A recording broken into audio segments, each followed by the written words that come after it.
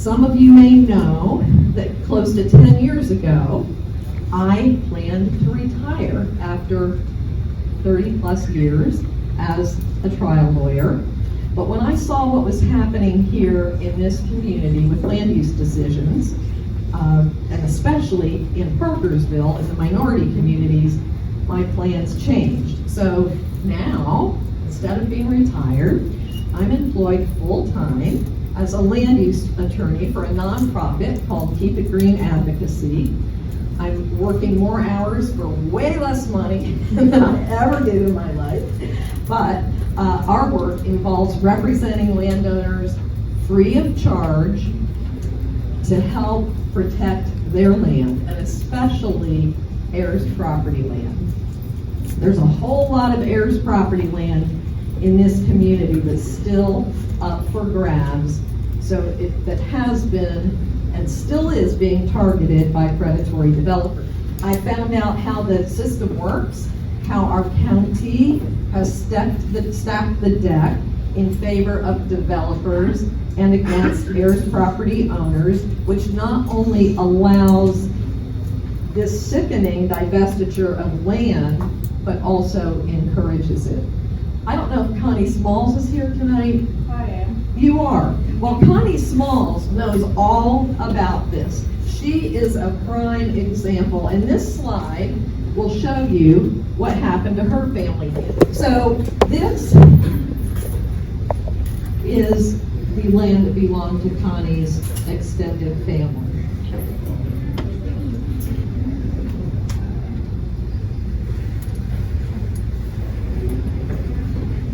It's now owned by a developer. Connie didn't even know that the divestiture was happening. She didn't know that her family was losing their rights to this land. And do you know how much money Connie got from this? Zero. Zero. This is happening throughout the Parkersville community. These are copies, what I'm about to show you, are copies of actual plans that have been approved by our county for high-density development in Parkersville on land that was never designated for that use by our comprehensive plan. Just take a drive down Pettigrew, and you'll see it's happening everywhere around you. Developers have their eyes on this land, and when the time is right, they will step in if they haven't already. And believe me, they have already in many cases. Before she passed, Carlethia Jenkins, and probably many of you know her, told me that she had developers knocking on her door, calling her, and sending her flyers almost every day. Michael Green, are you here? There he is, Michael Green. Ask Michael Green about this and how this works. He's part of the Will Nesbitt heirs who are embroiled in a legal battle right now because a developer sweet-talked one of his distant relatives into selling their family land for high-density development. Perhaps those family members thought they'd end up with a bundle of money, but I've been right beside Michael through those court battles and that whole process, and at the end of the day, I promise you, the heirs, even those who are entitled to the most, will get next to nothing, and probably less than nothing after attorney's fees and costs have been subtracted out. The only ones to profit from this are the developers and the county with new tax dollars for high-density development. These are all the parcels of land in Parkersville that our organization has been involved in over the years, and I promise you this is not even the tip of the iceberg of what's out there. Could the county have stepped in at any point along the way and made it more difficult for developers to get their hands on heirs property? Could the county have said no when zoning changes were requested? Could the county have brought non-compliant zoning ordinances into accordance with the comprehensive plan as they were required by state law to do for the past 30 years. Yes, yes, and yes, they could have. Did they? No, they didn't. And you're living with the consequences, and so is the rest of the community. The worst part of it is that for years, leaders in your community and our community as a whole, like Vincent Davis, Norman Reed, Mr. Burgess, Lynn Ford, Deb Greggs, and many, many others, begged and pleaded and showed up at council meetings and said, please, no more. Here are some actual examples from your community in the Lower Neck, thanks to Charles and his newspaper. We spoke as one voice over and over again, and these are projects in our community that, for the most part, were approved.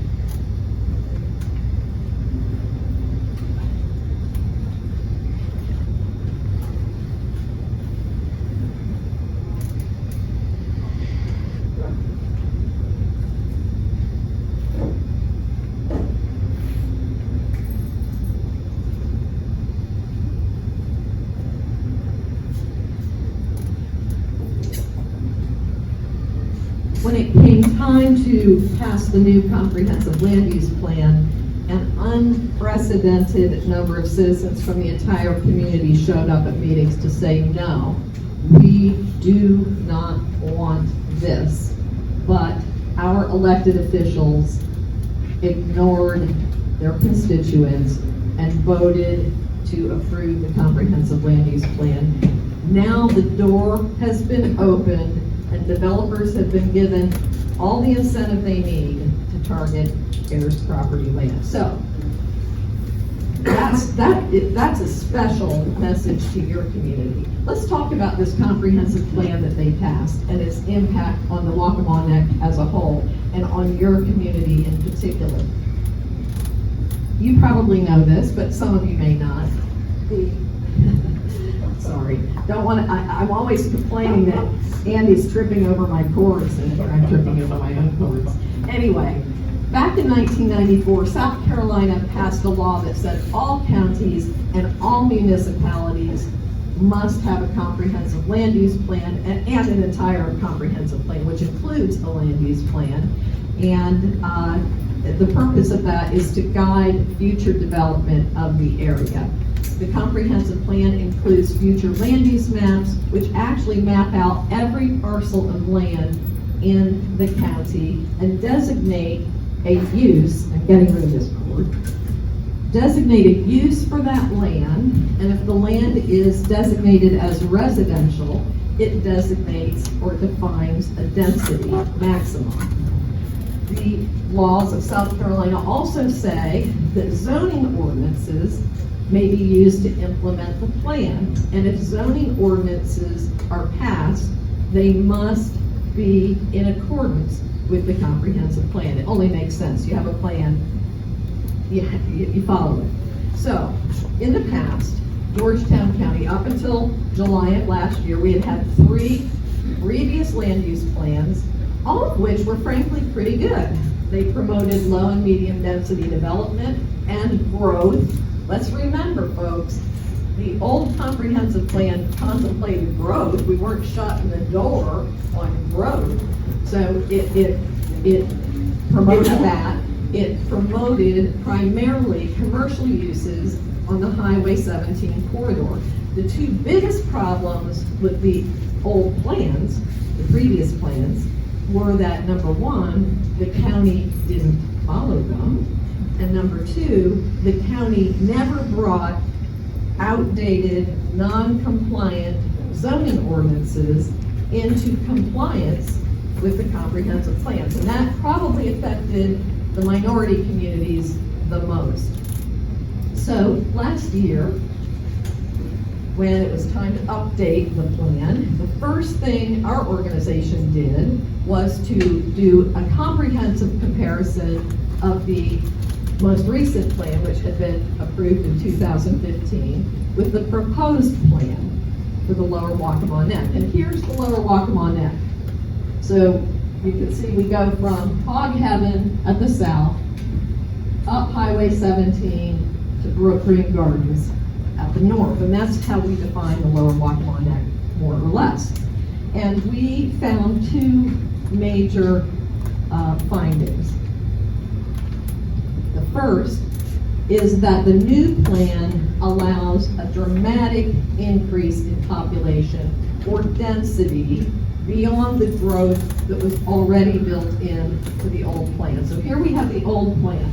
And the way we determine this is that we have a GIS expert that we worked with, and he and I, personally, this took hundreds of hours, we examined every parcel of land in the lower Waccamaw Neck and compared the old plan, the way these parcels were designated in the old plan with the way they are now designated in the new plan. And we uploaded those parcels into a GIS system and color-coded the parcels that increased density or decreased density. Now, what do I mean by density? Density is literally the number of household units that can be built on an acre of land. Simple. So low and medium density is usually under 5. High density is over 5. So in the old plan, there we have the baseline. New plan, what you see in orange, red, and dark red are increases in density. The darker the red, the higher the density increase. What you see in green are density decreases. The second finding we made is that this new plan transforms our Highway 17 commercial corridor, which is literally just the land that adjoins 17. Under the old plan, what you see in blue was designated as commercial land. And under the old plan, commercial was defined to not include residential development. We did have some residential development along the corridor that had been there for years. You see Rose Run down here at the bottom, which is very close to this community. And you see Salt Marsh Cove up at the top on the right. Now, what we did is we marked every parcel of land that has now been changed from no residential use to now allow high-density residential mixed use. And this is only land on the corridor. And here it is. Does that look like Myrtle Beach to you? It does to me. And over and above this, you can see the darker areas. They are at 8 of the different intersections. There are what we call high-density hubs. They're areas where the highest density residential mixed use will be allowed under the new plan. And that will allow a maximum of 8 to 12 residential units per acre. So the other thing we did, I mean, this is startling enough to do, but because we uploaded this into software, it's easy to discern all the data. So we took a close-up from the south part of the corridor all the way up to the north end. So here we are, the Colony, and Pastor Harper, your folks are more familiar with the south end, but from the Colony to Kings River Road, under the old plan, this is the high-density residential that was allowed. Nothing. You don't see anything because there wasn't any allowed. It's mostly commercial. Under the new plan, here's the high-density residential mixed use that's allowed. And you see a high-density hub, they're marked, all the way up the corridor. Kings River to Tyson, old plan, new plan. South Causeway area, old plan, new plan. A lot of you are familiar with this area. South Causeway to True Blue, old plan, new plan. Bluestem to Waverly, old plan, new plan. We're starting to get into Fraserville, Parkersville. Waverly to Tiller, old plan. You see Rose Run there is pre-existing, so that was allowed on the old plan. New plan. Tiller to Martin Luther King, old plan. New plan. Martin Luther King to Gilman, old plan. You can see Salt Marsh Cove there, new plan. Some of that's Pastor Johnny, that's where our church is. Yep. Gilman to Crooked Oak, old plan. New plan. Litchfield Country Club entrance, old plan. New plan. Crooked Oak to Willbrook. You can see Annieville there. And North Litchfield. New plan. So, one of the questions that was asked to us in a town hall was, isn't our corridor pretty much all developed? You know, are we really, arguing about something that isn't a problem? Well, that was a good question. Now, my recollection at the time was, when I've driven from the south end of the corridor to the north end, I've noticed a lot of available land, but I didn't know that scientifically. So we went back and we did the work. We compared every parcel of land that we had already designated as having been changed for new high-density residential mixed use. And we looked to see how much of that land is either completely undeveloped or minimally developed such that it's ripe for immediate redevelopment. Now keep in mind, 100% of it can be redeveloped for the right amount of money. And the national brands are here. So I think we're going to see more and more of that. But I was even surprised that, so what we did was we superimposed on the red, we superimposed yellow on the areas that are either all completely undeveloped or mostly, or I shouldn't say mostly, or minimally developed, ripe for redevelopment. And we found that 60% of our corridor is pretty much available. And then we went a step further because computers can be fun. So we did a satellite image and we took our blocks and made them translucent so that you can see what's underneath there. And we actually did a video zooming from the south end of the corridor to the north end. You see a lot of trees, don't you?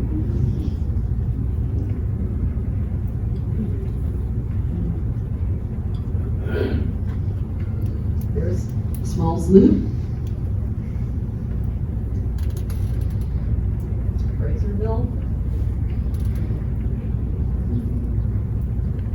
Parkersville.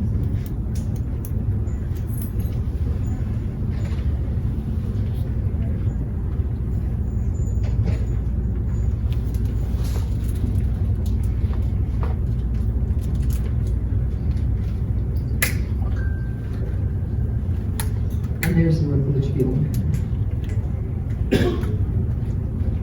And what does high-density development look like? Well, as we mentioned earlier, it looks an awful lot like Myrtle Beach or Mount Pleasant. If any of y'all have had a chance to drive up 707 from Murrells Inlet to Conway anytime recently, there's all kinds of the same kind of development that is part of this plan happening there now.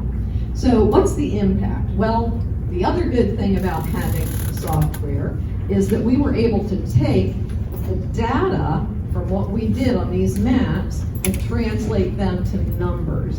And so the question is, how many more residences is this new plan going to allow than the old plan? We were able to upload the acreage, we were able to upload the density changes. And then to be ultra conservative, because we always want to err on the side of caution, we assumed that only 50% of the land was developable. So these are, I believe, very conservative numbers. So here it is, the impact of the plan on the Lower Waccamaw Neck. The new plan will permit 4,682 more households than the old plan. And keep in mind, that's not just 4,682 more households, period. That's 4,682 more than the old plan already would have allowed. And there was growth built in to the old plan. That is 11,330 more people and cars. Everybody has a car these days. That is 70% of our current population. Now, I've heard chatter, and I try not to pay too much attention to chatter, but I've heard chatter that, well, this idea of forming a new town is not going to be good for local businesses. In fact, I would suggest that local businesses will be pushed out by national retailers and developers who are here right now.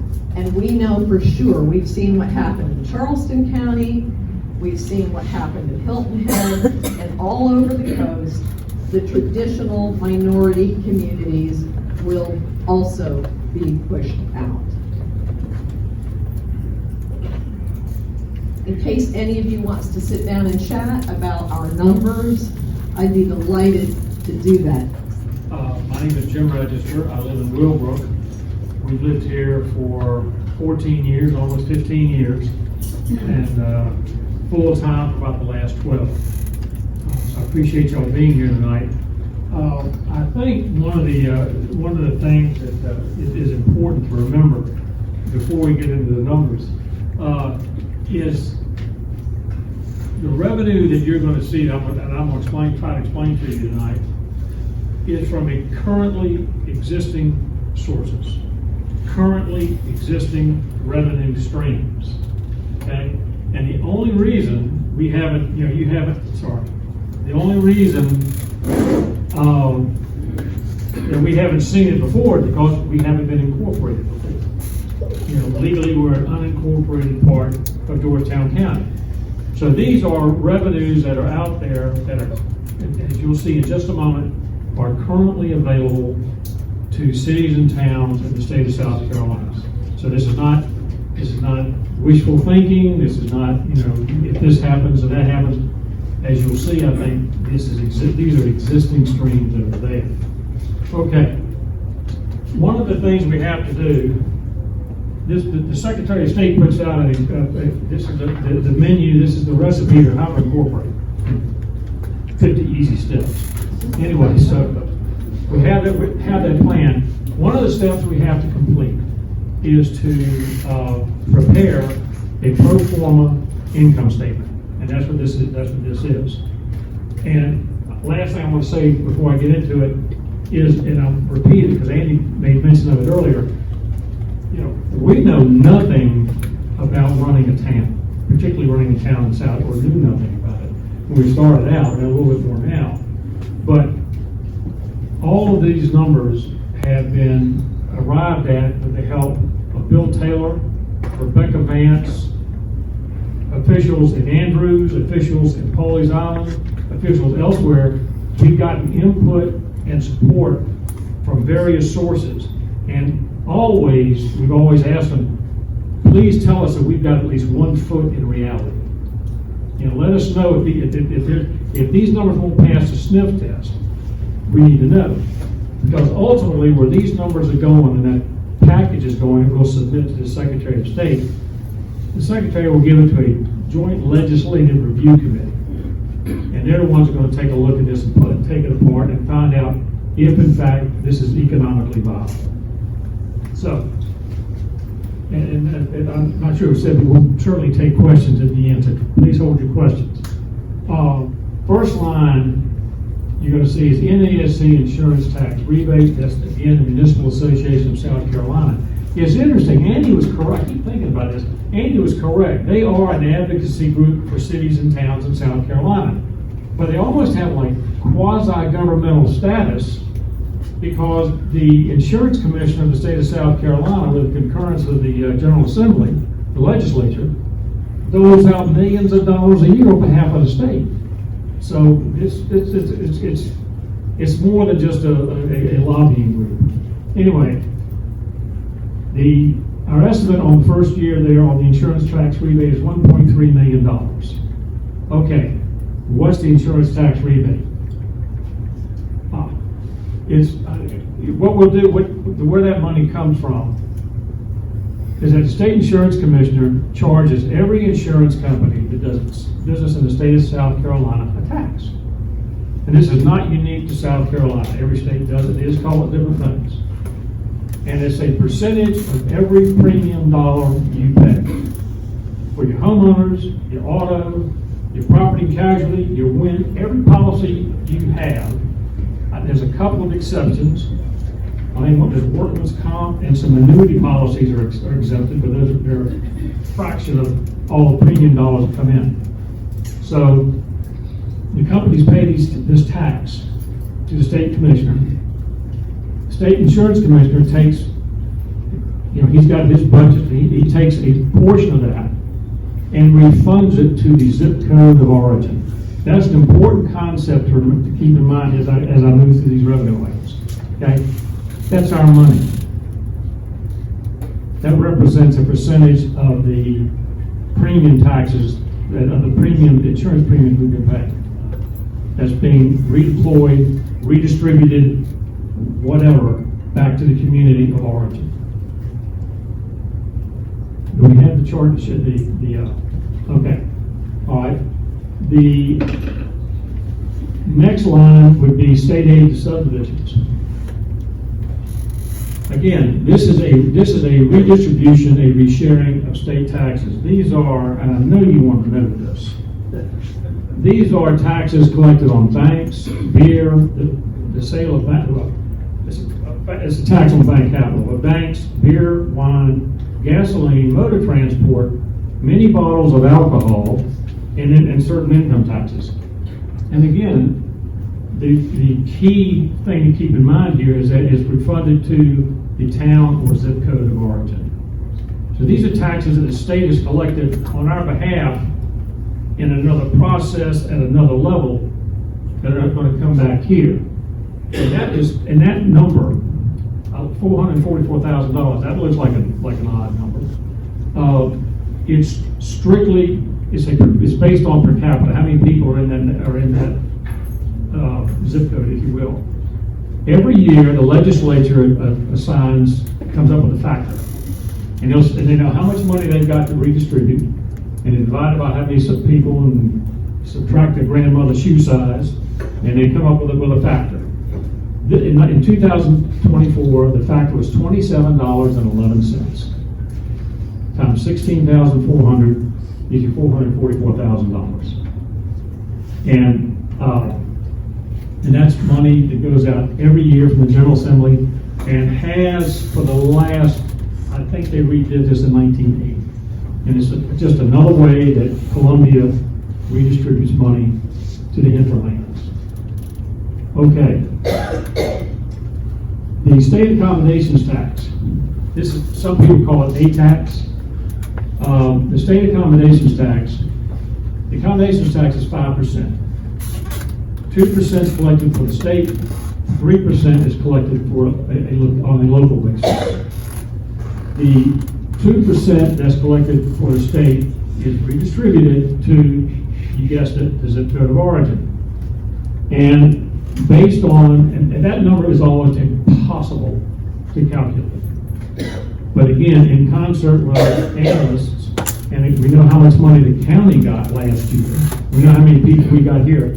That's just a per capita number based on 16,000 people, based on what the county received in total last year. Now, the asterisk is there on the state accommodations tax, because the state is very particular on how those funds can be spent. The first $25,000 can go into the general fund. 5% of the balance can go into the general fund. 30% of the balance has to go for advertising that's specific to tourism, which is what generated those tax dollars in the first place. accommodations and meals, that sort of thing.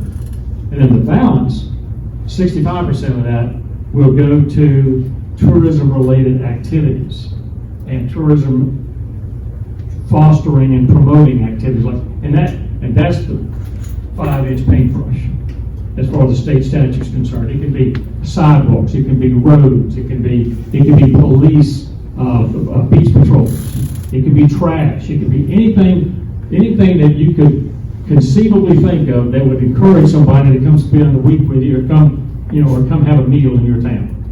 But it has to be spent for those purposes. Franchise fees, these are fees that the new town will adopt. These are fees on cable TV and telecommunications companies. It is simply a fee for those companies to do business in their town. Those fees are being paid right now to Georgetown County. If you look at your Spectrum bill, for example, down at the bottom on page 2, you'll see, I gotta look at the bill. It says excise tax or local tax, but it's listed on there and what that is. Planning and zoning, that number again came from our analysts, it came from our experts, based on a brand new town of our population, of our density, all the other factors. They believe that was a reasonable number to expect in the first year of operation. Other, just because there's going to be other. So, first year gross revenue, $3.6 million. And again, those first, and I need to explain one thing about the asterisk. But those first 3 line items are, the first 2 line items are in place, and that's happening every year, as is the accommodations tax as well. That can fluctuate with the economy, obviously. But let's see, that will give us gross revenue of $3.6 million. Oh, I'm sorry, go back 1 second. The reason I've got the second year up there, you don't get money from the state until the state treasurer is convinced you're legitimate. And the way you convince the state treasurer you're legitimate is to send him an audit or send him an audited financial statement of your first year of operation. So obviously, the town wouldn't get anything that first year from those first 2 line items. But on day 366, I'm hoping the new town administrator would send the audited financial to the state treasurer. And he'll look at it, give you the seal of approval, then you get your ticket to the dance. Okay. Expense side. Again, most of this, a great deal of this has come from conversations with our analysts, with our experts and our consultants. The planning and zoning department. This could be in-house. This could be done by a third party, as Pawleys Island does. That's the call of the new town administrator. That's his or her call. I don't want to do that. But a reasonable number to expect. The southern boundary of Huntington State Park and Brook Green Gardens. To the east is the Atlantic Ocean. To the west is the Waccamaw River. And to the south is the northern boundary of Debadew and the southern boundary of Prince George.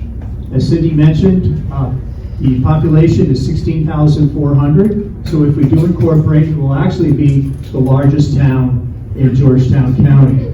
Something that's important to recognize, the data we're giving to you tonight on this has been certified by the state of South Carolina, which is one of the requirements for incorporation. When we do our application, they want to make sure all of the information is accurate, so there's a certification process that we have participated in, and so the numbers I just gave you are certified by the state. Okay.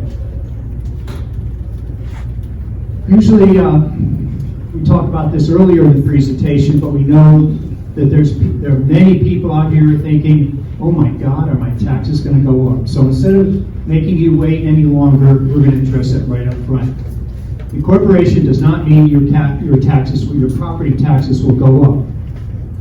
As a matter of fact, the state of South Carolina does not allow us as a new town to impose a property tax. So if you walk out of here with one thought, Incorporation does not equal increased taxes. And I'll say it again. Incorporation does not equal increased taxes. Okay, who are we? Who are these folks? Who is the Pawleys Island Municipal Study Group? We are a 501c4, which is the language for charitable organization. We are registered in the state of South Carolina. We're also registered with the IRS. We are a group of local volunteers. No one is paid. What you're seeing tonight took thousands and thousands of hours to put together over a 2.5, 3-year period. Not a single one of us got one nickel for this work. Finally, none of us are in a position where we will financially benefit if incorporation is voted in and occurs. None of us. Now, we all come from, with the exception of Bill Taylor, thank goodness he's been with us, we all come from the private sector. We all worked in private businesses like most of you probably do. So we had to learn this whole process. This is all new to us. We started out again almost 3 years ago. So we've used a lot of professional help. And most of what we've spent our money on has been consultants who are knowledgeable in the field to give us the right direction. The first one of those is a law firm in Columbia called Pope Flynn. Pope Flynn is the preeminent law firm in South Carolina that focuses on local issues. They've been a tremendous help. Second is the Coronado law firm out of Charleston. Trent Coronado worked with the city of James Island when they went through their incorporation process, and it was an elongated process, and he got us really started 3 years ago. In fact, I talked to him today. We had an issue that came up in the last day or so, and I wanted to confirm it with him, which we did. Next, Vance Consulting is led by Rebecca Vance. Rebecca, as Bill Taylor is a veteran of town management, and she is now a consultant who works with a lot of the towns here in South Carolina on various projects.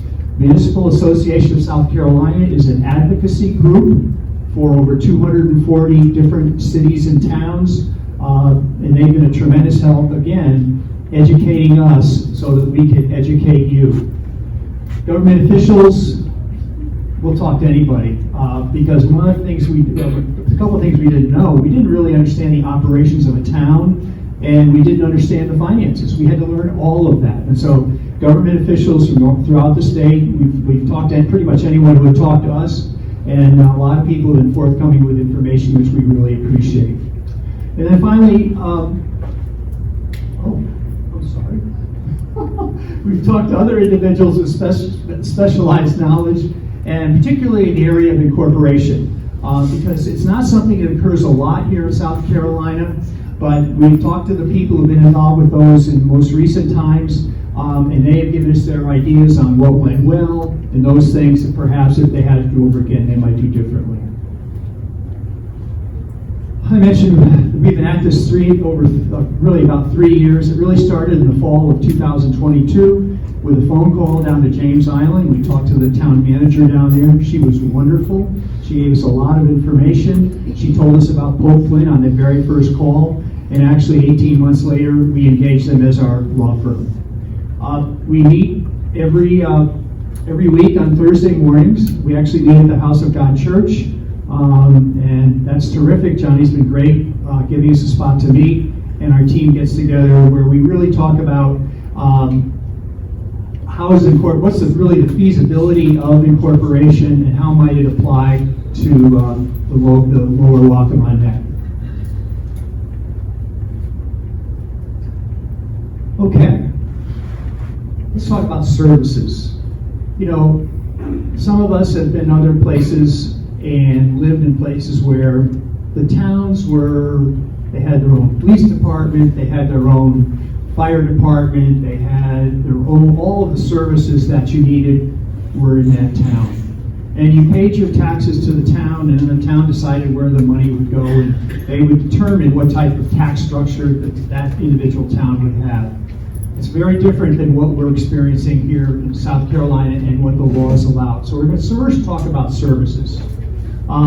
Incorporation requires that new towns, which we are, must propose to provide at least 3 of the following services, either directly, that's the model we're all used to, or indirectly before the 3rd fiscal year. And you can see the services we're talking about: planning and zoning, building code enforcement, water supply, etc., street lighting, fire protection. That's what we have to, when we go to make our application, we have to have an explanation of how we're going to deliver these services directly ourselves or indirectly when the town is incorporated. We've actually exceeded that because we have 4 right now where we have commitments or we know exactly how we're going to do it. Planning and zoning, or in compliance to building codes. We plan to do that internally. The town will have its own employees, and they will, so people who you probably will know, these are people who will handle all of the issues with planning and zoning, compliance, all of that type of thing. They will act independently of the county. The thing people think, well, are they just going to report what they do to the county? No. The county planning and zoning department, as the plan is, will no longer be applicable to how planning and zoning is operated here in the new town. Next, we have the water supply and how do we call it? Wastewater collection and treatment. We've already talked to, Jim actually has talked to the gentleman who's the head of Georgetown Water and Sewer, and we've mentioned this in other meetings. He was very comfortable with incorporation because basically he said, I will still send out the bills and for people's water bills, and we'll continue to get paid. I don't care if you incorporate or not. So we have a commitment from them. The others, it's all in process as we speak. So this is ongoing. Now there's one here that's not shown, which I'm going to address separately. Law enforcement. Been a lot on social media about law enforcement, and a lot of it is speculation at best. This is what the state law says. The area seeking to be incorporated must submit a proposal for providing either directly, that's where you have your own police force, or indirectly, where you would have someone else do it, a substantially similar level of law enforcement service to the area's existing law enforcement coverage prior to seeking incorporation. This is what typically happens. When residents are satisfied with existing tax-supported law enforcement services, this requirement can be and often is fulfilled by proposing to continue existing law enforcement and submitting a simple letter from the provider. I'll add on to that. Bill Taylor's with us tonight, and he's told us about their towns in South Carolina who have their own police forces that have gotten rid of them, and they'll use the county service. So what we're talking about when we say indirectly is something that's very common in the state. In fact, the model that we use is Charleston County, which we're probably all familiar with to some extent. Charleston County municipalities that do not have their own police force include James Island, which is not unlike what we're talking about. The population of James Island is just short of 13,000 people. McClellanville, Keogh Island, Seabrook, Ravenel, and Hollywood. These incorporated municipalities do not have their own police force. Their police force is supported by the Charleston County Law Enforcement Organization. Inside these incorporated towns, there are no additional property taxes paid for that service. So if you live in the city of Charleston, or you live in McClellanville, you live in unincorporated areas in Charleston, basically your county property tax takes care of law enforcement. And they receive the same amount of protection from the county share, I'm talking about incorporated towns now, as the unincorporated towns. This is the model that we're talking about. Okay. Town structure is, what do we mean by that? Well, obviously, if we're not going to be offering all of these services as many of us are used to, there's got to be collaboration and partnership between these a new town and the county.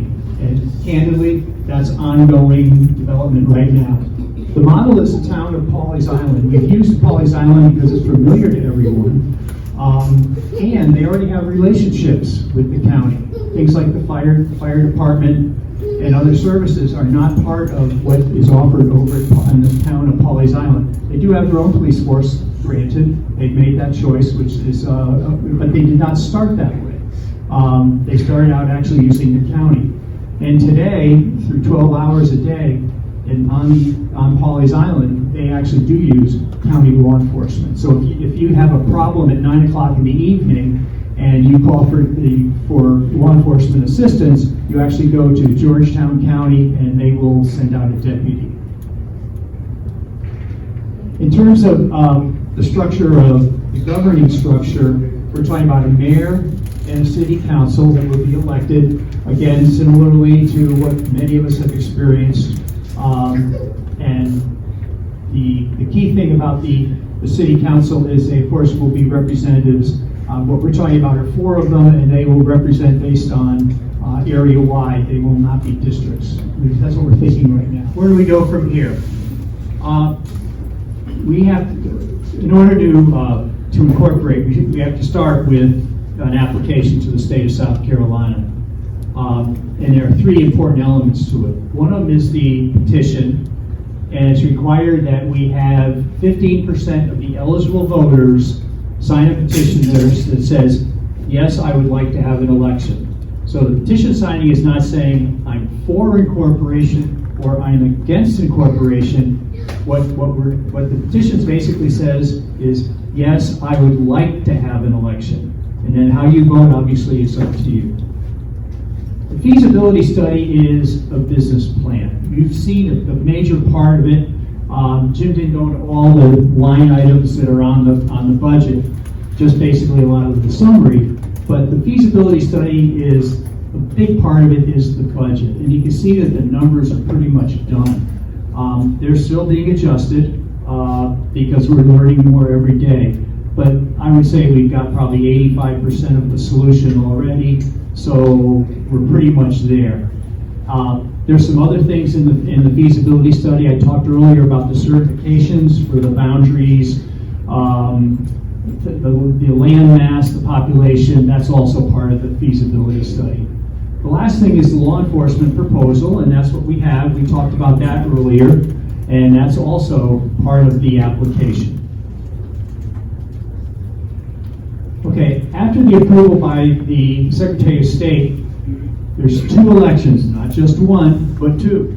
And the first election is that up or down election on incorporation. Do you want it or don't you? But you don't get off that easy. It's not just one single decision that has to be made.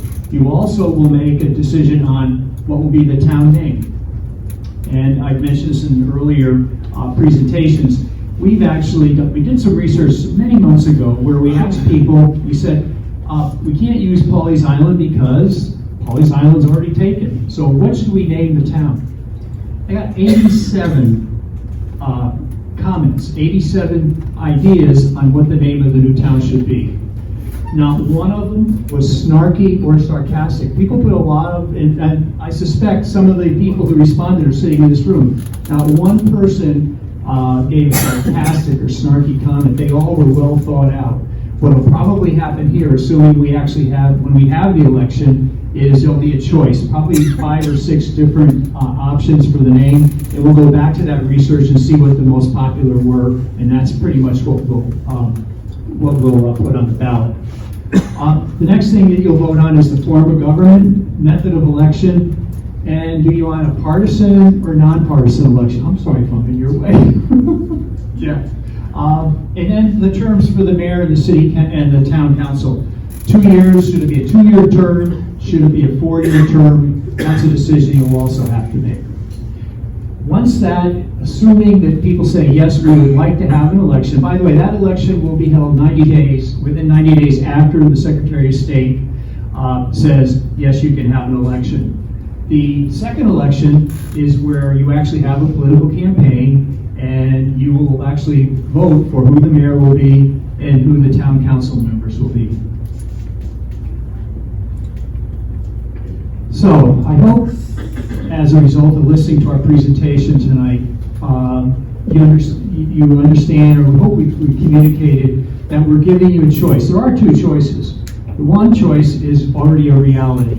That is the comprehensive land use plan that the county has already instituted, is in the process of implementing, and Cindy certainly went over that in quite a bit of detail. Second option is you can make that null and void. The way to do it is through incorporation or creating a new municipality here on the lower Waccamaw Neck. Well, what you're saying that taxes will not be increased. So I'm trying to figure out how that is possible, that taxes will not be increased. Because right now the Civic Club is in talks with County Council on a $9 million project for sidewalks down Payroll. Now you only showed me a $3 million, $3.6 million, and if we're not back connected with county, how are you going to offset that money to make those projects come alive? As I understand it, county-owned property stays county-owned property. Well, once you incorporate, a lot of that resources go away from the county that they're not responsible for. That's not true. That's not true. You're still going to pay, you will still pay your county property taxes. That's not going to change.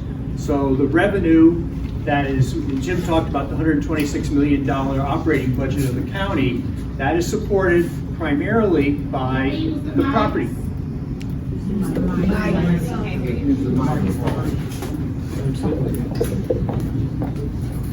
The $126 million operating budget is supported by the property taxes. Your property taxes will not go away. County property taxes. That's the key. And so, and you talk about there will be no imposition of taxes, property taxes, by the new town. Okay, one second, if we have time. I will get to your questions. Now, we had a statement put in the papers by the sheriff that he is against the incorporation and his services will change. How do you respond to that? And then I want you to answer the response to Bob Anderson's statement that he has in the paper today, that it's going to be very expensive to bring us into incorporation. Well, we can answer on this easily on the sheriff. We are in ongoing negotiation with the sheriff. Nothing is finalized at this point.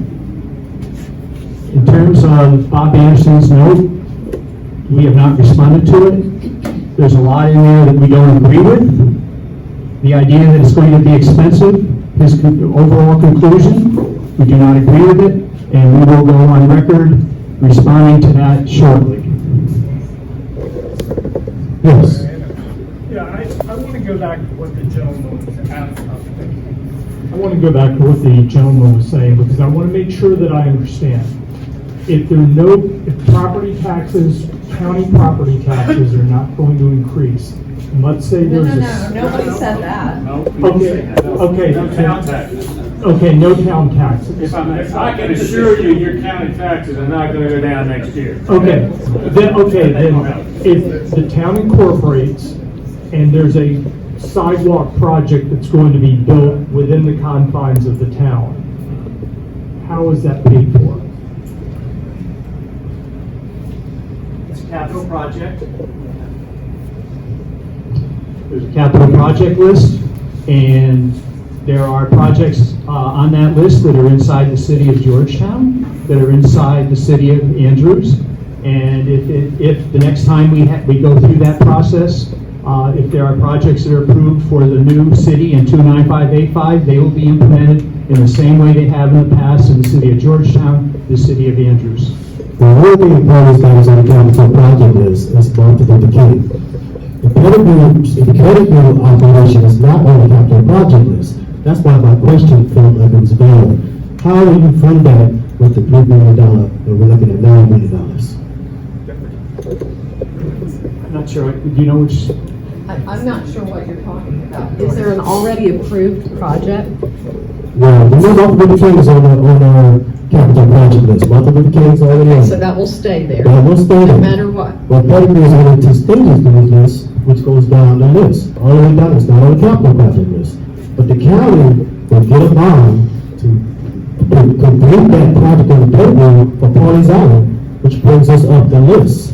You know, we're not connected with Are you county. talking about up the capital projects list? The second list, there's two lists for projects in Pawleys Island. The capital project list, and there's a extended list on the bottom part of it, which the Pettigrew sits on that extended list. So, Bill Taylor, do you have an answer to this question by some chance? So the capital project, we would like to, Dwayne, please.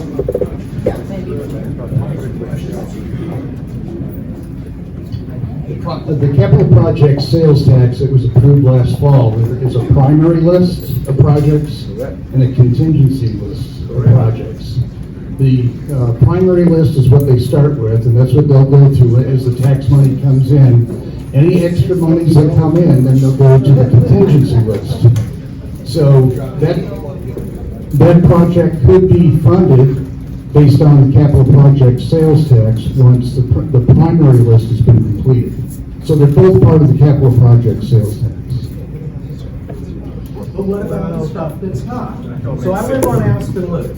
Aspen Loop is, Litchfield, okay, they're gonna repave it. That's not capital projects, that's part of county roads maintenance. Right. So county's paying for that.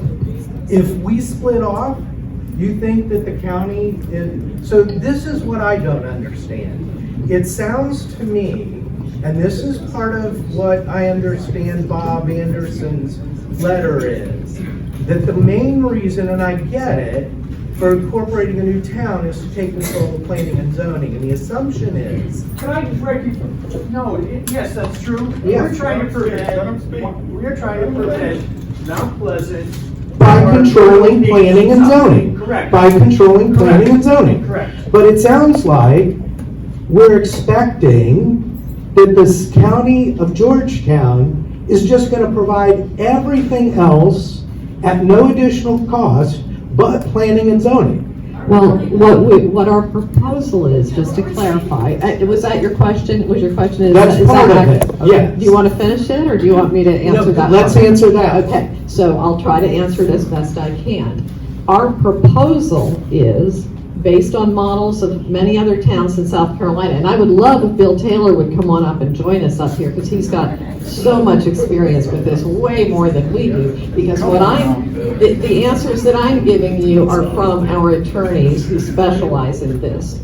Okay, so the model that we're basing our information on is the idea, which is allowed by the incorporation law, that existing tax-supported services aren't going to change. Nothing's going to change in that regard from our standpoint, and it would be our proposal that those would continue. Now, So that's gonna require, obviously, as you're negotiating with Sheriff Weaver right now, negotiating with the county administrator and all the other departments to get that agreement. that's my understanding. Bill can probably answer that better than I can, but it will also, as I understand it, we're only required to address 3 of them for purposes of submitting the application.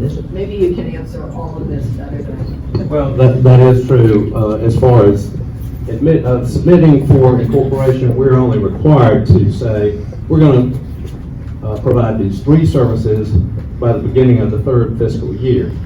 Now, we know that a newly elected council and mayor are going to want to provide more services than that down the road. I mean, they're going to be responsible for the safety of this community, newly elected, newly incorporated community. So definitely public works is going to be an issue. Stormwater, we will be negotiating with the county. The newly elected council will be negotiating with county.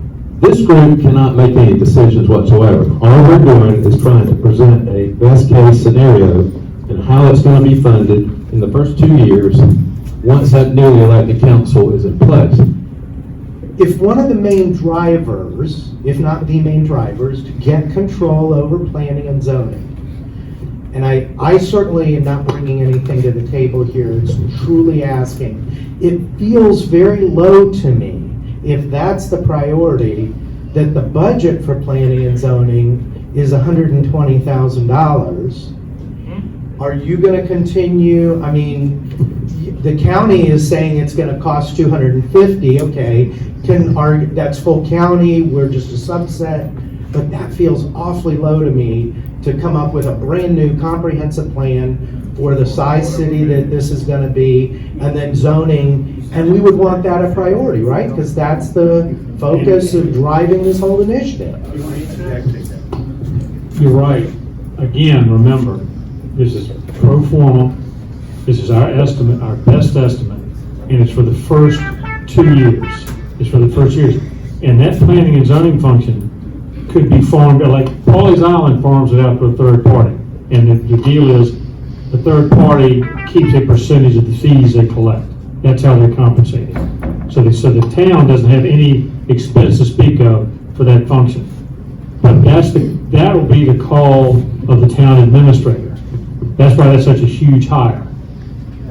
There's another aspect to that that is not evident in what we've done here. You notice that we have 6 people that are part of the full-time employees. The town administrator and the other people, the town administrator is going to have some kind of skill set in the area of planning and zoning. He or she will not be someone who does not have any skill sets in that area. The other 5 people will probably be certainly 3 of those people will participate not only in the ongoing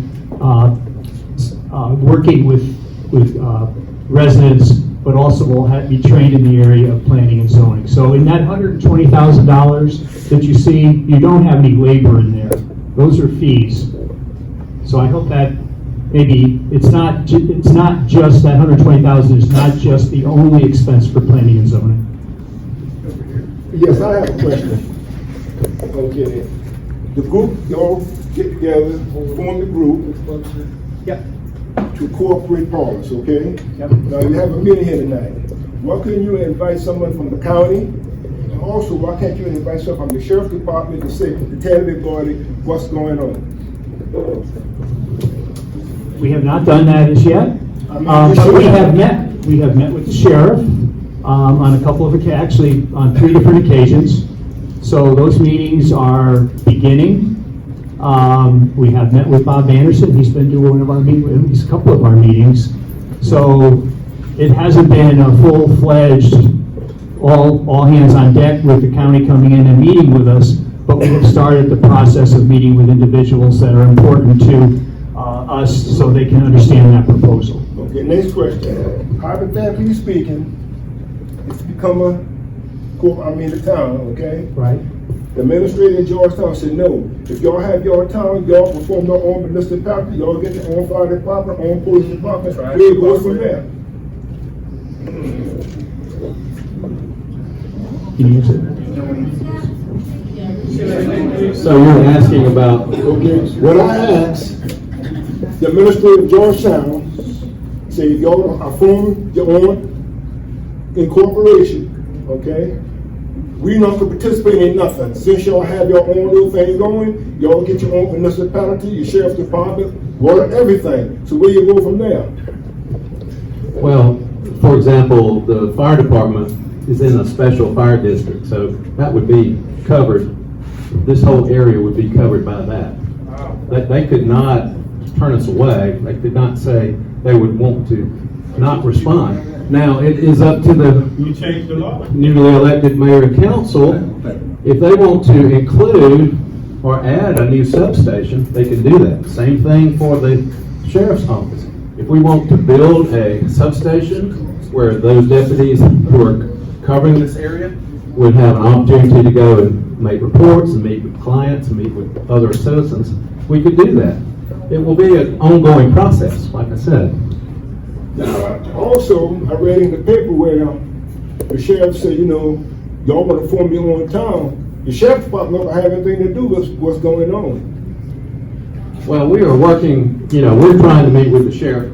That's why I asked you tonight, why couldn't y'all have the sheriff, Carl Weaver, to be in here tonight to ask questions about what's going on? Well, I'll just say, he's given us some information that he wants addressed before he comes out in public. So that's what we're trying to do.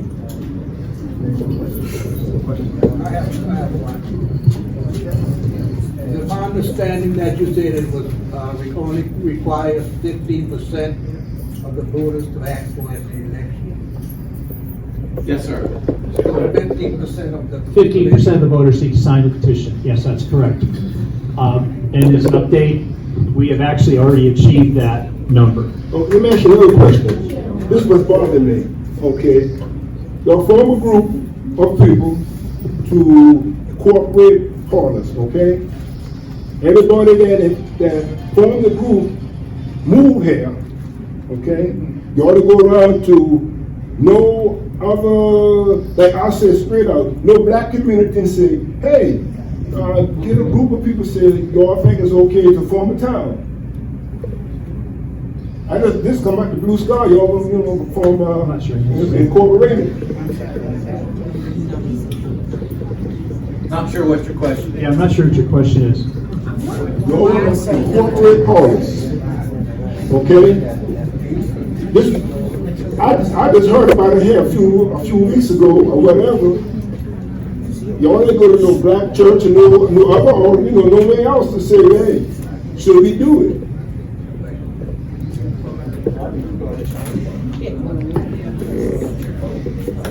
The question is valid on what you said, because for years, for many of us who live in this community, that's always been an issue. Always been an issue. It's like, it's the black community the afterthought. And so even with this group meeting in our church, at the House of God Church, that was always at the forefront. When is it going to be extended to the wider community? And so this is what this forum was all about. This is why I'm here also, to hearing what this is all about as well. Receiving that information, just like all of you, I would want to have the decision of, do I like what I hear, I don't like what I hear, but I also understand, like the questions are asked, bringing all the parties to the table. But one thing I'm hearing, and this is just what I'm hearing as well, everything you hear and read, you gotta let some things get together, let these parties get together. The same thing could be asked, the same thing could be said. Let me just say it like this. They could be here on their own.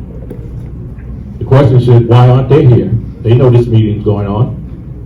And so, knowing that this meeting's going on just like we all are here, this shouldn't surprise any of us. When this had started, everyone who was opposing the increase in land development, I can't recall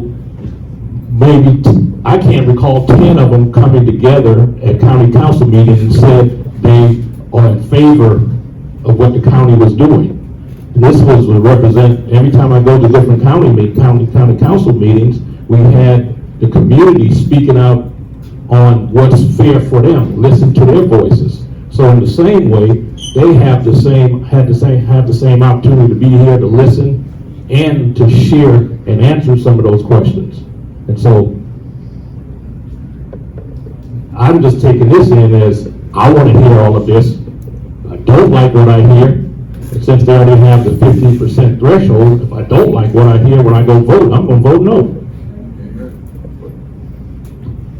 That's because it started in 2022, and this has just come to the forefront for this community, this area. It's just come to our forefront now. No, Connie, we only started making. All of the work has been done. And we're just coming to the table. We weren't invited to the table. We're just coming to the table now. Connie, we only started making public presentations in July. We didn't even know, we were just gathering information. Right. It wasn't it was not a secret. We didn't even know what the information was that we would present.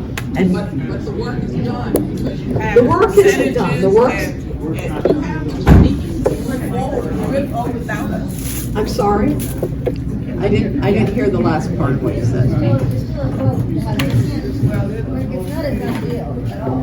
it's not a done deal, but she says they have a percentage of registered voted already, you know, they can put it on the ballot. And once it's on the ballot, it's pretty much a done deal. But and it's not eligible to be on the ballot yet by any stretch of the imagination. There's still a lot that needs to be done. And nobody's, just so you know, nobody's trying to stuff this down anybody's throat. My only point, as I said in the beginning, is this is an option. This is a choice. We're trying to provide as much information as we have, and we've said we don't even have all the information, and we're already here and going throughout the community so that you all do know what's happening. We weren't going to just come out before we even knew what we were talking about. And we're collecting signatures as we go. We happen to have enough, but that's only one of 3 things that we have to present, and we're not even close to that. Not even close.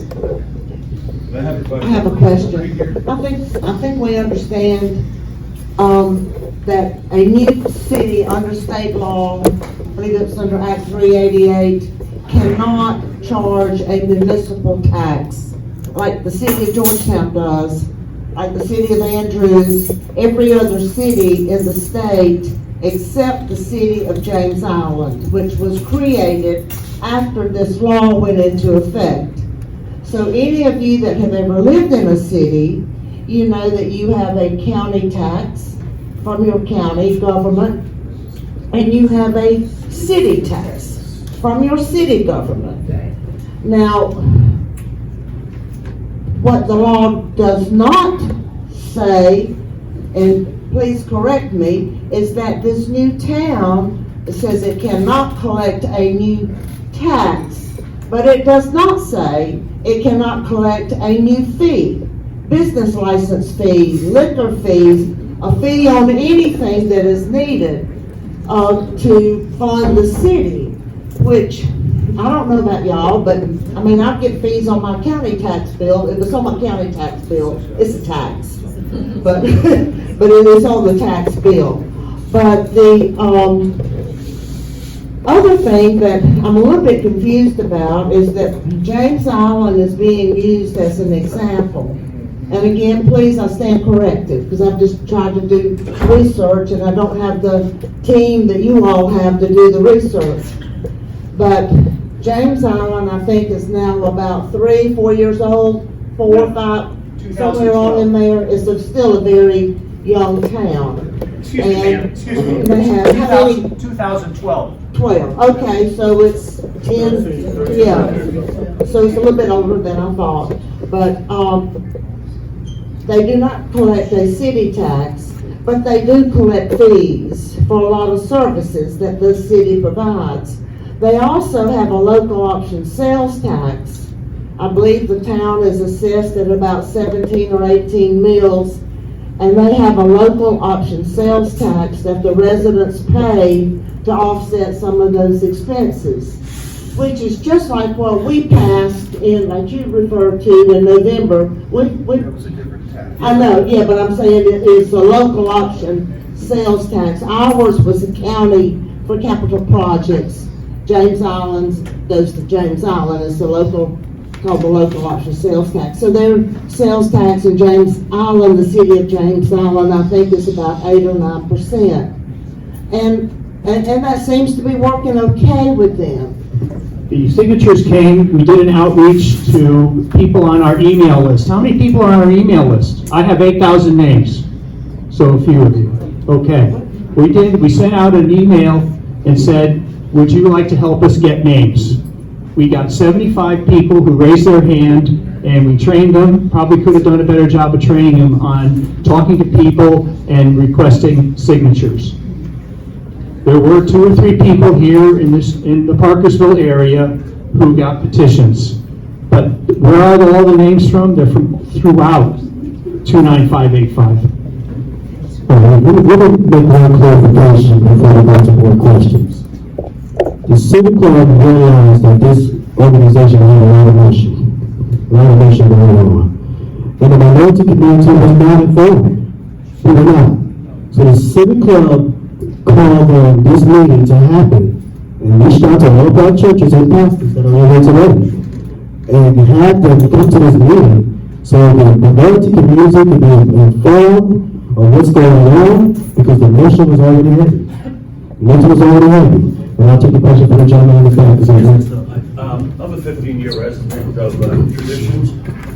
I think that what the county did is really a tragic deal. I'm sorry, I think what the county did here is very tragic. I went to those meetings and I sat and I listened to 22 people talk for 3 minutes each. Everyone had a valid reason why they should not do it, and the board ignored them, and they just voted it right through. And it's going to be a ruination of Pawleys Island if they do it. The density is going to take place. It's going to end up being like North Myrtle Beach. None of us want that. I'm sure you don't. That's why you're here tonight. That's why I'm here tonight. I don't want to see it happen. So addressing some of the things that you're doing. You're all volunteers doing this, I'm assuming, right? And you're doing this because you feel the same way I do to some degree. Okay. If we don't have a police department, there is a state police here in South Carolina. Now, where I came from in New Jersey, we got rid of our police department, and the state police picked up the tab. So it really didn't cost us anything for that service. Same thing with the fire department, as you said. So I don't see those things being an issue. The one issue I do see is 3 years into this is before we get any real money. What happens for those first 2 years? 2 years. All right, 2 years. What happens for the first year? Sure.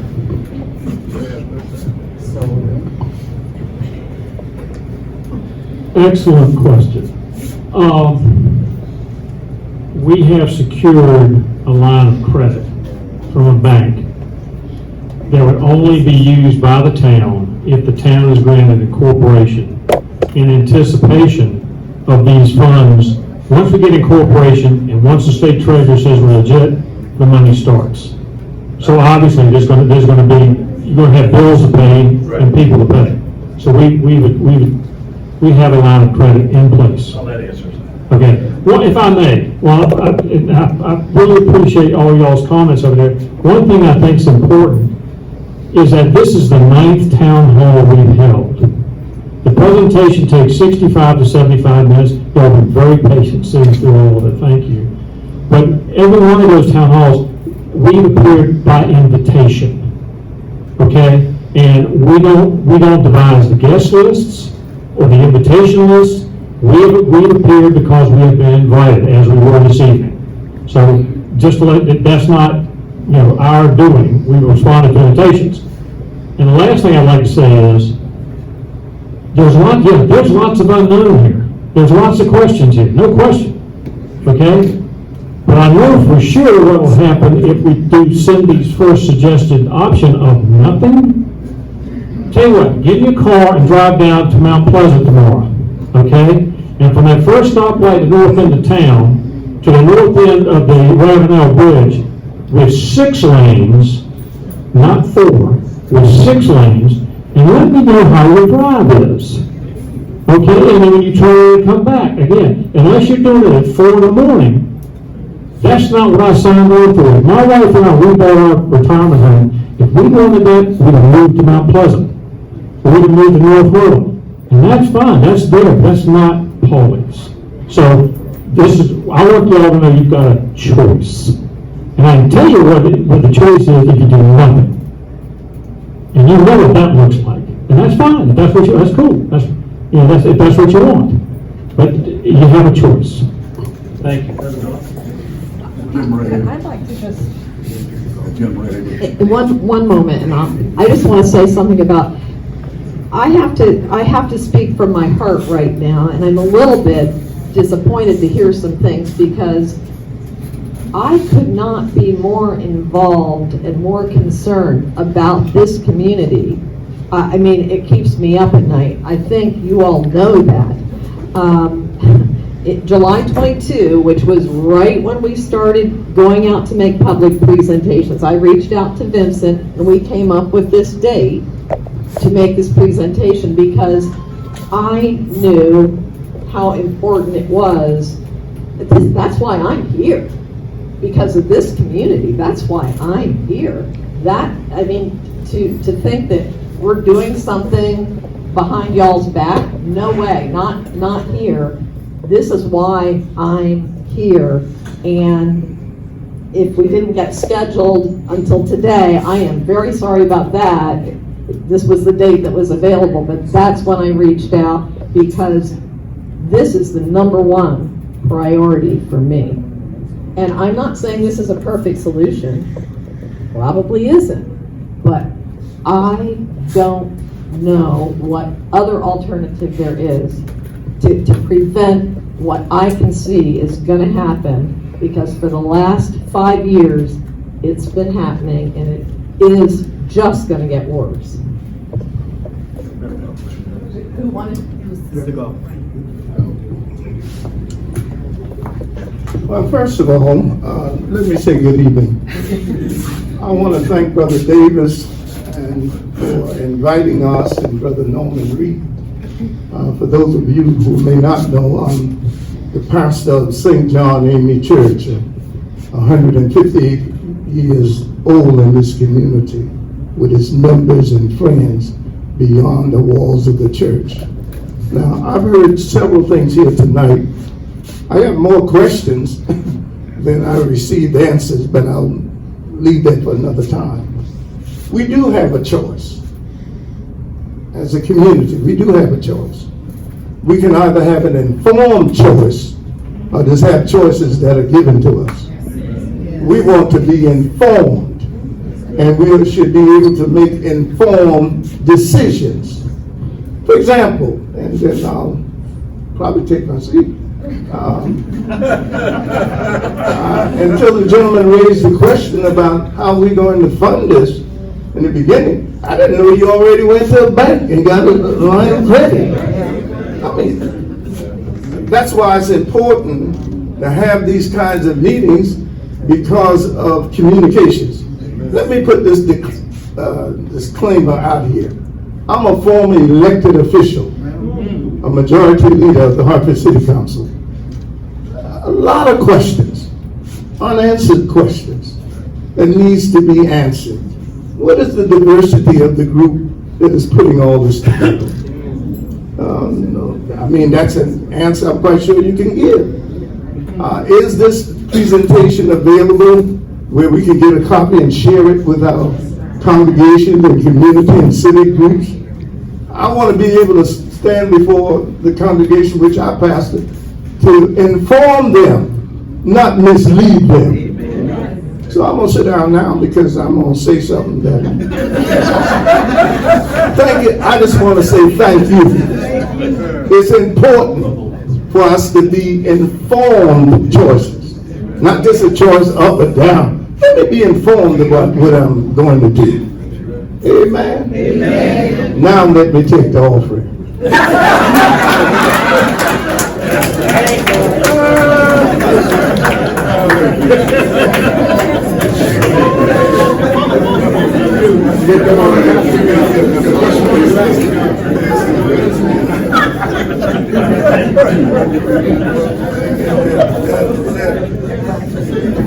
Well, I hate to follow that. So I'm not going to try it. So I just want to say, I think there's a lot of merit to what y'all are talking about. And of course, the devil is in the details. We already know what the issues are with the county. But let me ask a couple of questions on those details. Number one, you suggested that the form of government would be a mayor and 4 or 5 council members that are at large. Correct. And at large councils don't typically represent minorities very well. So why not use a district format instead? The second question I had is on the community rating system for insurance, and how the new municipality is going to rate in the community rating system, and how long that'll take, because that affects our property insurance and our fire insurance. I'll let Bill answer the latter question. The former question, Bill and I had this very conversation because one of my concerns is Harkersville needs to be represented. That's I agree. And we are not suggesting 4 districts at large. That is a requirement for the first 2 years. You all will vote for the form of government. I think Andy mentioned that, but it might have gotten glossed over. So districts are definitely an option, and definitely one that I would propose because it's super important for y'all to be represented. So I'll let Bill take it. That's why we're talking. In South Carolina, we have 3 forms of government: a strong mayor government, which is a mayor council, or council form, and then a council manager form, where you have a appointed manager to run the city like a CEO. Now, the method of election is what Cindy's referring to and what you were referring to, whether or not we have at-large or single-member districts or some combination thereof. For example, I moved down from Florence, and Florence, we have like 3 single-member districts and also 3 at-large seats, and then the mayor. So there could be a combination thereof, and it will be up to y'all to decide that method of election. And then the insurance question. Oh, the insurance question. I mean, certainly that is something that we will, and the newly elected council will delve into. Certainly looking at the police, the fire departments, all the structures that we have within the newly incorporated community. And we will be working with the ISO in order to get that proper rating for the community. But don't we go back to 0 on that when we already have like a 3-point rating now, and each of those points is 10%? Good evening. Thank you all for your volunteer work. It's always important, and thanks for the information. However, I too would like to have a full understanding and not leave with a misrepresentation of what has been presented. I would like to direct this back to Cindy. When you started your presentation, you started with showing areas in the Pettigrew area, and I'm thinking that this whole meeting is predicated on land use and zoning. So my question is, how would land use and zoning protect predatory developers? Now, my understanding is that it takes a buyer and a seller to agree on whether or not they would agree to a sale of a property.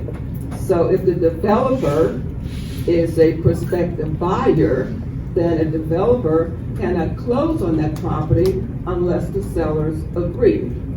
And if it is heirs property, and one of the heirs decide that they would like to sell out their rights to the property, then they don't have the majority control of the property.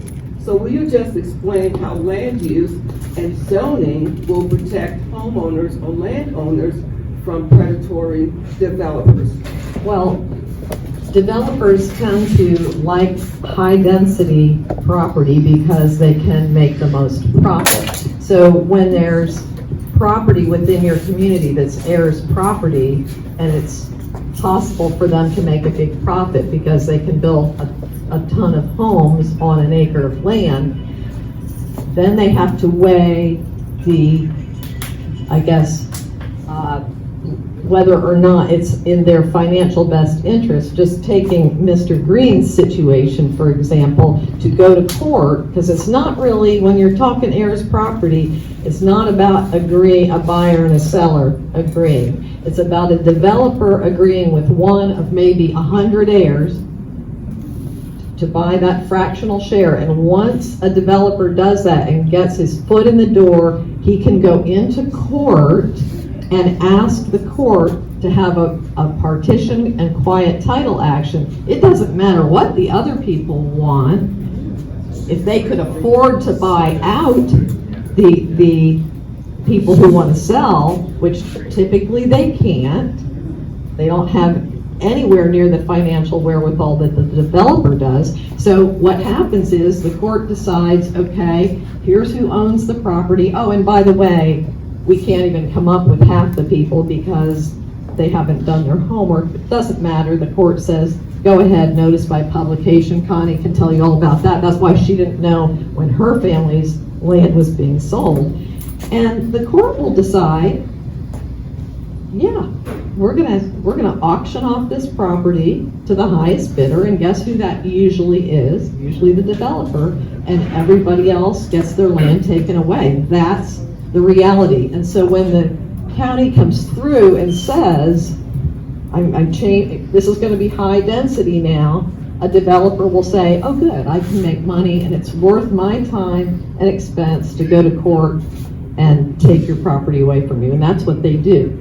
Now, what can the county do? In my opinion, if I were young, I'm 66 years old. If I were 46 years old, I would file a class action lawsuit in court because y'all have had some horrible things happen with heirs' property. Notice by publication in this day and age, I think really challenges due process of law and constitutional rights.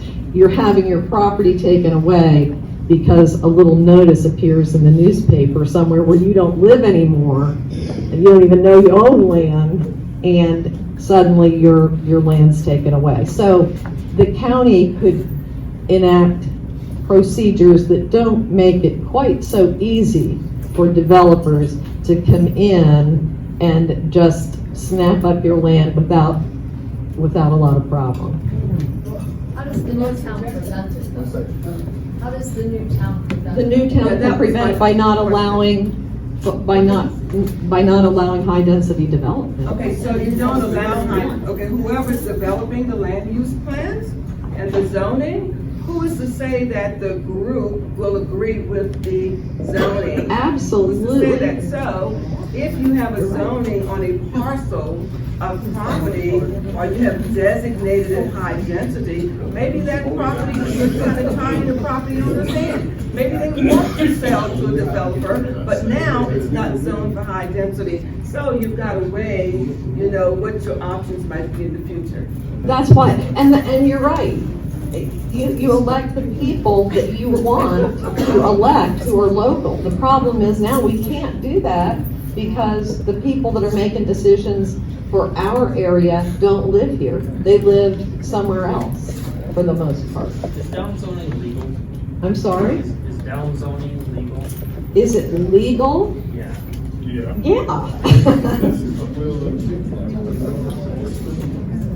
Yeah, I live in Heritage. I attended the presentation over there. Is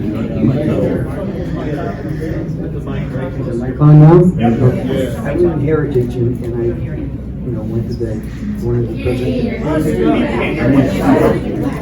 Speak up. Okay, I live in Heritage and attended one of the presentations, and I've been following a lot of the social media, whether it's misinformation or not. There's a lot of questions that are answered. There's a lot of questions that keep being asked. And tonight I have a couple questions on the pro forma, which is going to the state.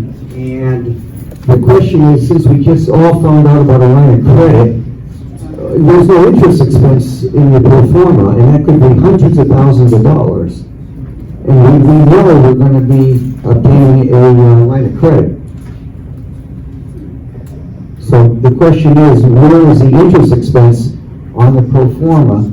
It's not there. And the other question on the pro forma is, it shows our revenue at like 3.678 million. Is that revenue right now going to Georgetown County, or is this something that's just going to start coming to us? The first two line items on the revenue side of the pro forma the MASC insurance tax and the state assistance to subdivisions is currently going to other cities and towns in South Carolina. But it's not going to the Georgetown County. No, Georgetown counties, correct me if I'm wrong, Bill, counties have their own pipelines, they have their own sources. This is specific to cities and towns. Did I say that? Correct. It's specific to cities. So it won't cost, that will not take a dime for Georgetown County. Where's the money that we're going to be getting going now? Is it going to be taken away from other towns? Yes, what you're going to do, you take that pot of money that's already distributed to cities and towns, you're going to increase the denominator of that fraction by 1. Okay. Okay? The other question is, you got 1.6 million in there for accommodations. That was our estimate, yes, sir. Now, only 25,000 of that's going to the general fund. The rest of it's expenses, and I'm not showing that as expenses. I think I did, but let me go over it again. Again, this is 1.6 million coming to us in the second year. Correct. That's an estimate, yeah. Well, whether it's 2 million or 1 million, doesn't matter. Where is it on the expenses? Since it only shows 103,000 coming to the general fund. That's state law. Why aren't you showing the net on the income statement, the expense statement? Why not? Go to the expense statement right now. The expense. Where does it show 1.4 million as obligated to, We have the, where is it? it's on a larger expense statement. Why are we saying that? This is only what you Here's the deal, it's state mandated, okay? And the approximately, as I said, if we I did say this, if we received 1.6 million in accommodations tax proceeds from the state, approximately 1.3 million of that, the state was telling us how to spend it. So the only flexibility, that's in the law. The only flexibility the town would have would be for approximately 300,000 of that 1.6 million. But shouldn't we be showing what the reality is on the pro forma, or what we need to show to the state? Because we're going to show a deficit immediately. No, it does not result in a deficit. It does not. It does. If you showed it correctly, what was the projected surplus after year 1? 868. 2.8 million. Okay. So take $1.3 million from that. I think you're still in the black. Yeah, but you're showing us something that's not correct, and that's what most of the people here are saying. We're getting misinformation. Misinformation. That's all I have to say. It was taken out. It was not included in this slide for the purposes of brevity. That's why. Well, it's brevity, but it's not actuality. It does not have a negative effect on the operation of the town. It's transparency to us. I understand. Thank you. You're welcome.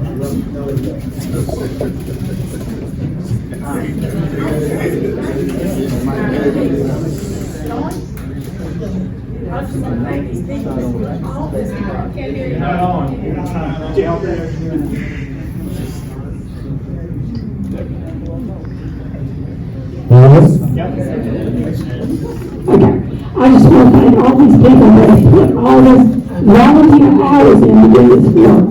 Y'all just don't realize how important it is that this has been done so we have options. I'm a homeowner that's getting ready to pay the price, possibly, for the development. 27 houses being built next door to my property. All that water is going to flood my lane. I went to every meeting. I'm not black. I'm not, it's not like you're black, you're taking advantage of it. No, I'm just a homeowner. Been here 30 years. And thank goodness Keith Green is working to try to resolve this issue. But I mean, I'm so grateful that people care enough to look at the numbers. I do not think it's gonna cost us money. If we don't do that, your property might get destroyed, like mine's getting ready to destroy if we don't win this case.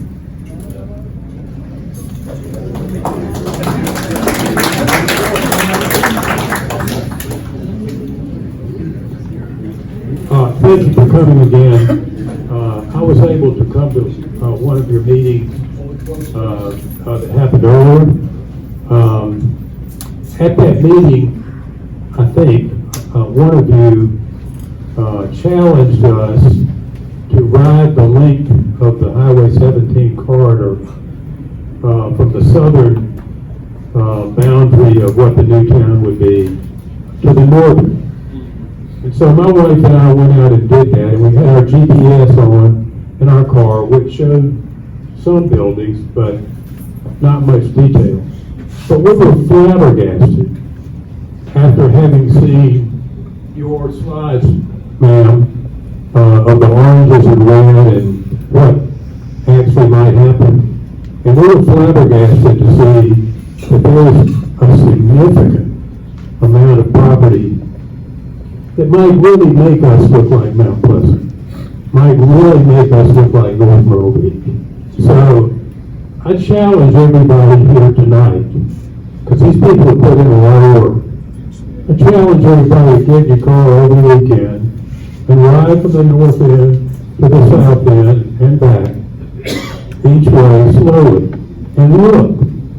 And you'll be amazed at what could happen to you. Thank you. Thank you. I just want to say, here you go. And just a reminder that the developed properties on the corridor can be redeveloped. And all it takes is a cat 3 or cat 4 Thank you. Well, I just want to say, the Civic Club is not against watching out for the development on their land. Because most of them, any development land is not proposed on is property. African American. But it's incorporating the only way to do that. And it's like when we're giving us the incorporating, there are no other options besides to start on the development of our land. So is that the only option that you consider, or do we have another option besides incorporating? Because a lot of the residents are not in favor of incorporating. So that makes sense. Honestly, Vincent, as I told you before, you know, I'm right now involved in how many lawsuits that y'all are involved in too, who own land here, over and over and over. We're doing the same thing with the same results, and that's the definition of what insanity. Yeah, so I mean, I have, as I said in the beginning, I have no skin in this game other than the fact that I live here and I don't want to see this happen. I mean, I don't benefit. It's not like there's anything in it for me if we incorporate or don't incorporate. I just don't see another option, and I wish I did, because this is a difficult process, and we're not pretending to have all the answers here. We don't. We're not the new municipality. That's the thing that everybody needs to understand. We're just a group of people trying to gather information and present it to the community to say, here's a direction that we might consider going. We don't have all the answers. We don't have the authority to enter into contracts with the county or anybody else. All we can do is say, this is one path that we could explore. Or not. It's up to y'all. It's not up to us. It's not up to, you know, any one person or group of people. It's up to the voters who choose to vote or not. I'd just like to say one thing about that. You asked about choices. We had a choice. The choice was when we had the meeting in town at Georgetown. Then our representatives. We're past that. Well, what I'm saying is, if they would have voted not to do this, we would be sitting here right now. But we're past that now. Yes, you are. We are past that. I understand that concern. We all have that concern. But you're trying to tell this organization and this community that the only option that we have is incorporation, and I would like to see something else. I would, seceding from the county was something, we explored, but that wasn't an option either. This is the only reasonable path that I can see, and I mean, it's not unreasonable to not incorporate either, but then you know what you're getting. It's kind of a lose-lose situation, in some ways. Motion to adjourn. Motion.